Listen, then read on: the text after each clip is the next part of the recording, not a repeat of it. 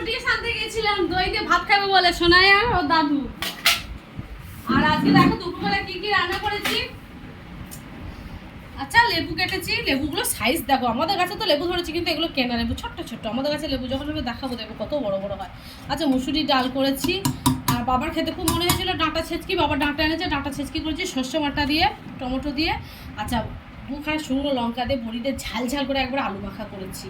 আর এখানে বাবা নিয়ে এসেছে মিষ্টি লাল দই, এটা হচ্ছে যে তোমার জল ঝরানো একদম দইটা। আর এখানে তোমাদের দাদা ভাইয়ের খুব পছন্দের খাবার, এটা হচ্ছে যে চুনো মাছ দিয়ে বেগুন দিয়ে ঝাল করেছি, মৌরলা মাছে দেখো বেগুন দিয়ে সর্ষে বাটা দিয়ে পেঁয়াজ দিয়ে ঝাল করেছি। ও বলেছে আমার জন্য রাখবে, রাতে এসে খাবে। আলু হাতে তো রাখা যাবে না, রাতে বানিয়ে দেবো, মাছের ঝালটা রাখবো ওর জন্য। ও খেতে খুব ভালোবাসে চুনো মাছের তরকারিগুলো।